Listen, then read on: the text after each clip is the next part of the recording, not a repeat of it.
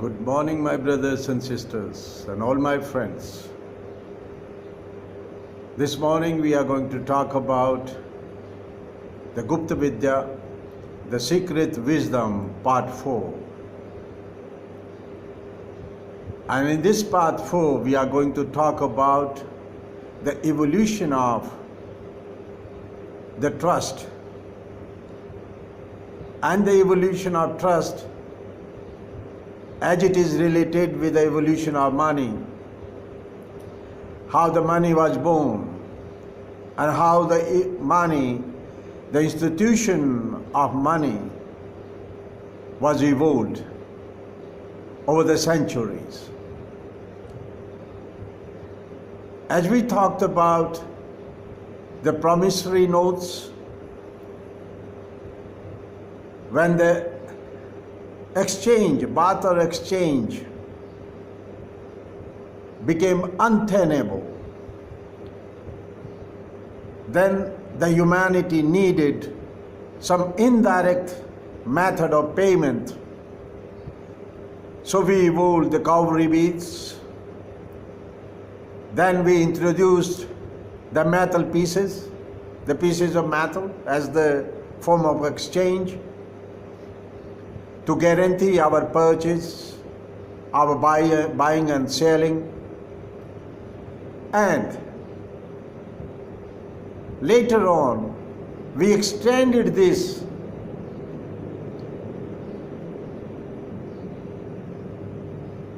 into the sphere of word of honor. The word of honor, which became the milestone and the foundation stone of the whole monetary exchange. So it started with the promissory note, because along with the biological needs, when we needed to exchange our demands and supply, when the cultural demands joined in along with the biological needs. So the sphere of buying and selling became so big that it was not possible to take care of the whole transaction of business through promissory notes. As the volume grew, we needed some kind of a guarantee, a sovereign guarantee, so that everybody in the country, everybody in the nation and in the community could believe it. As it happened, it started somewhere in 17th and 18th century, when the Jewish German banker Rothschilds offered to the King of England that if you could sign a piece of paper and give your personal guarantee, sovereign guarantee, that you will pay the bearer that certain amount, then he said, I can print the paper money. And as the story goes,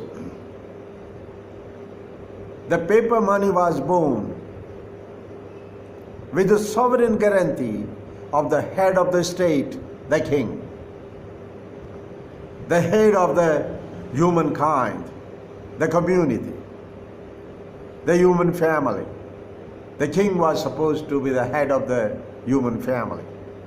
So when the king gave the sovereign guarantee that I'll pay the bearer so and so amount, the paper money was born. So it's a whole journey and the pilgrimage of the trust.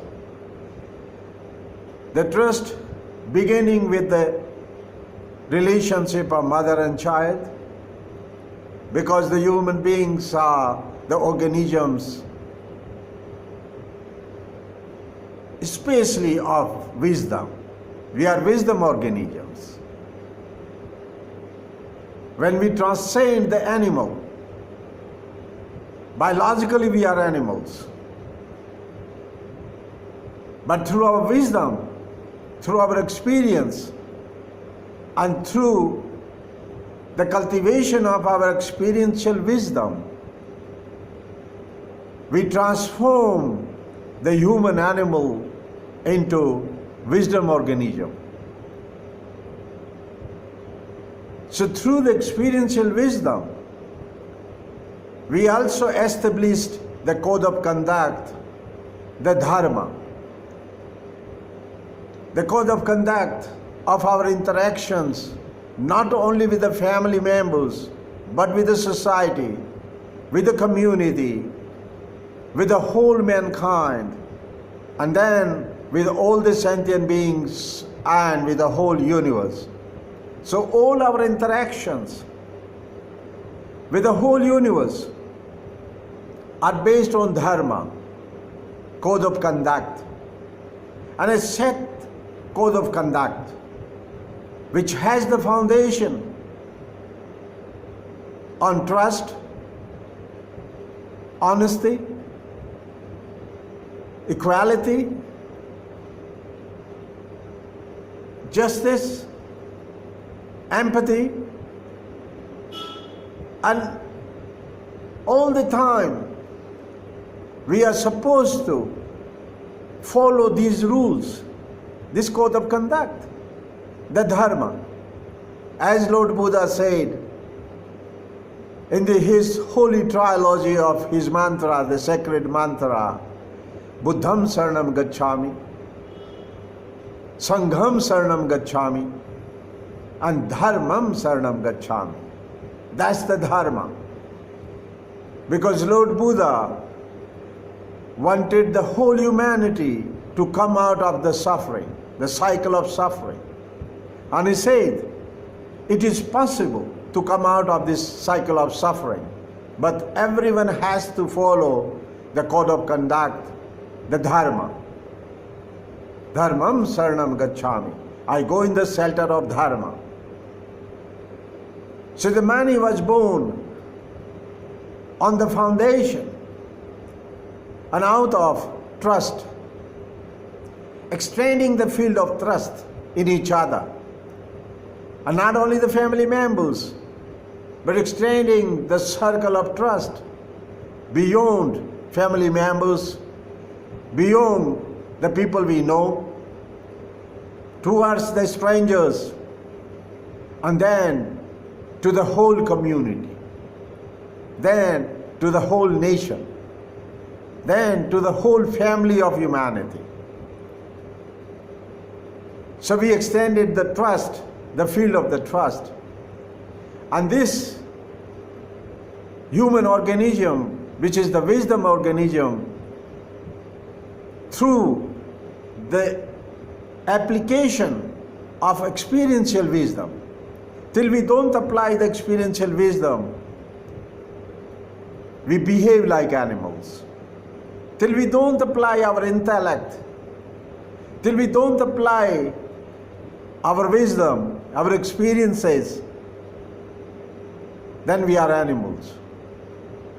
So we are basically wisdom organisms who apply the experiential wisdom not only of our own experiences, but the great tradition, the great wisdom lineage, the great wisdom heritage which we receive from our ancestors, from the great wisdom traditions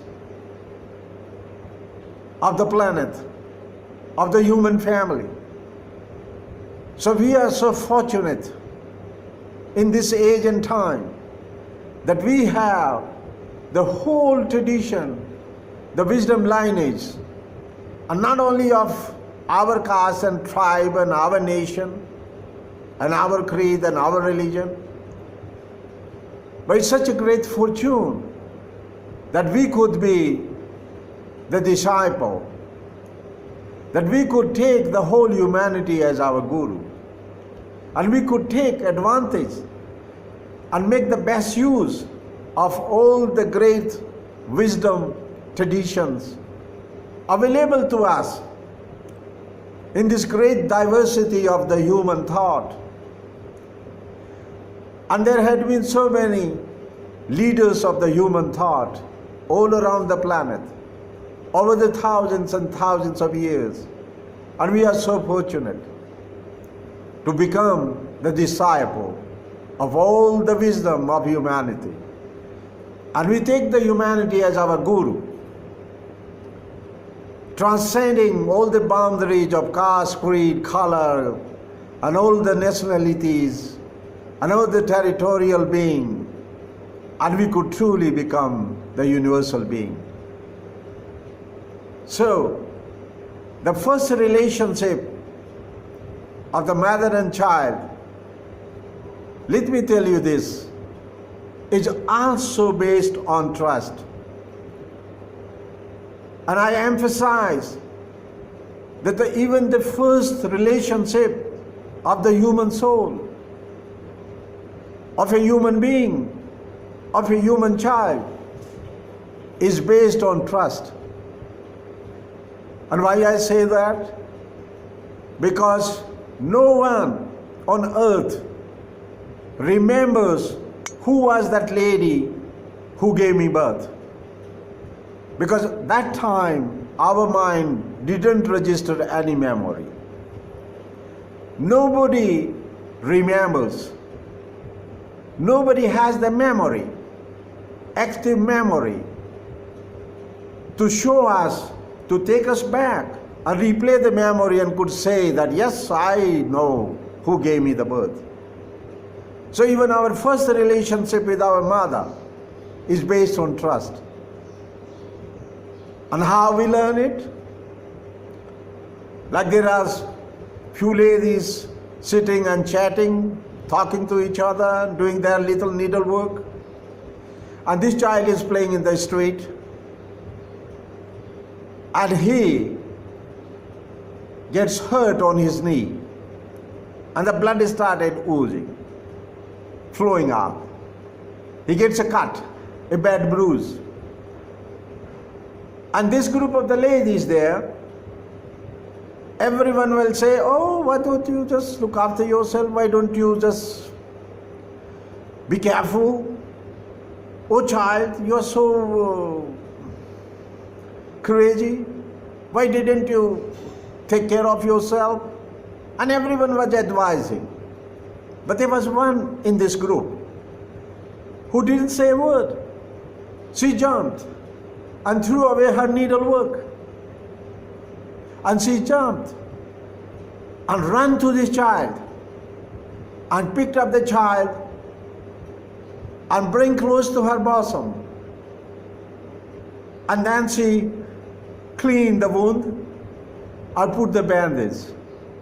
The child knew she is my mother and not them, because they are advisors. They are not mama. She is mama. So the first relationship, so his mind became the witness to this experience. But no human mind has the memory of the birth time. That who gave the birth. So there is no memory. It is only based, the first relationship is based on trust. And then our pilgrimage starts of the trust on the planet Earth. So from this relationship of mother and child based on the trust, engaged trust, with the experience of bruising the knee, and then taken care of by mama, and the journey begins, this pilgrimage on earth, the earth sojourn. My dear brothers and sisters, then from this mother and child relationship to the whole business of life, all our activities are based on the another mother, another great mother, Mahalakshmi. And that is also based on trust. What incredible correspondence. What incredible correspondence we see here from a mama who gave birth to a mama, Mahalakshmi, that we conduct the whole our business, the business of life and existence, through the great trust. The trust which was born by the signature of the sovereign king, the sovereign guarantee, on a piece of paper, saying that I'll pay the bearer the certain amount. This is the greatest journey, the great pilgrimage of the trust, beginning with the mama who gave the birth, then to the mama who maintains the Sudarshan Chakra, the great Mahalakshmi, the goddess of money, who maintains and sustains the whole universe through her power. And this power is the power of Sudarshan Chakra of Lord Vishnu, who is the Lord of sustenance. As we have the holy trilogy, the holy tri, the Trimurti, Brahma, Lord Brahma is the creator. Lord Vishnu sustains the universe. And as it says, Lord Shiva destroys, but Lord Shiva is also creator. That's another story. So Lord Vishnu sustains this universe through his Sudarshan Chakra. And this Sudarshan Chakra, the great cycle of universal events which lead from one to another, the great cycle of cause and effect, the great Sudarshan Chakra is powered by the power of Mahalakshmi, the great mother goddess of money. So this is powered by the money. So whole our pilgrimage, earth pilgrimage, is based on the trust. And whatever we do, from morning till evening, exchanging our demands and demand and supply, and we derive satisfactions by paying somebody, buying something. And not only that much, but some people enjoy even the window shopping if they cannot buy, if they cannot pay. But then we even extended this to the credit cards, to another plastic money, that you could go anywhere, any shop, and you can use your credit card. If you don't have the paper money, don't worry about it. We will take care of you. But my brothers and sisters, we have to be wise and not to just go overboard with this trust. So we have to be little wise not to do too much of shopping, compulsive shopping, the great disease of compulsive shopping, that we know that we can't afford and we still buy.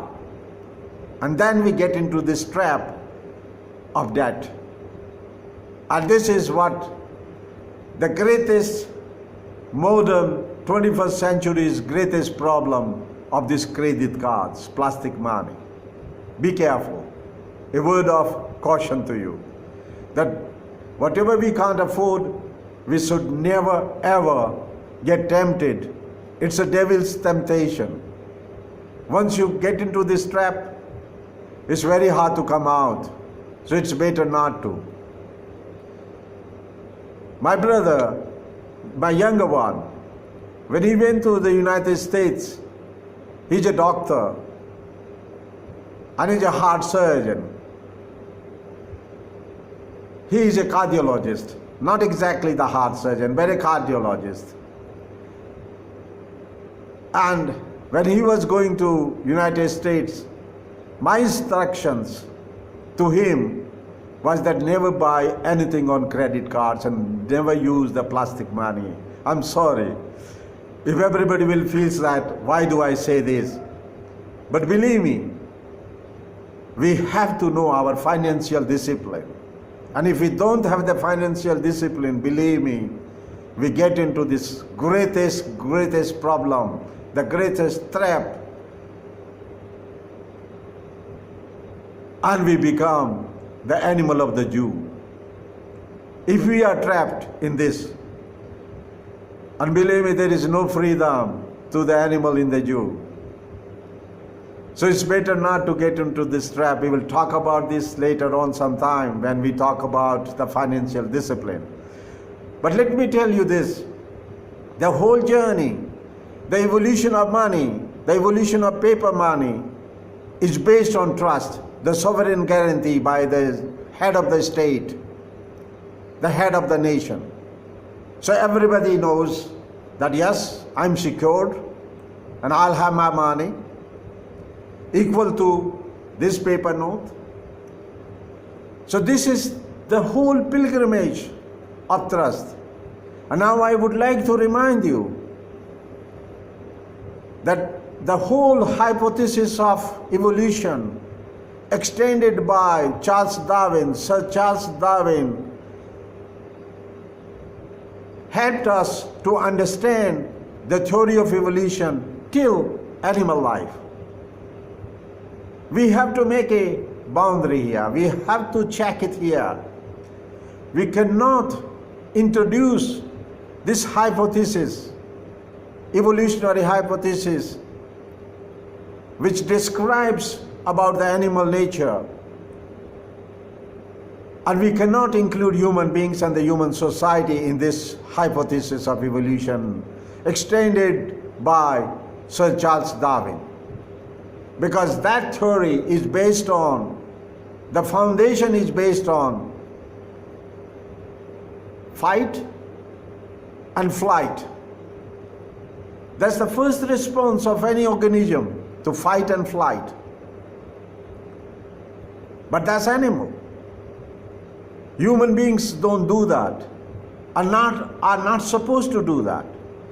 Before we fight or we fly, we take a flight, we have to think and use our reflective intelligence, use our wisdom, use our experiential wisdom and our intellect, discriminative intellect,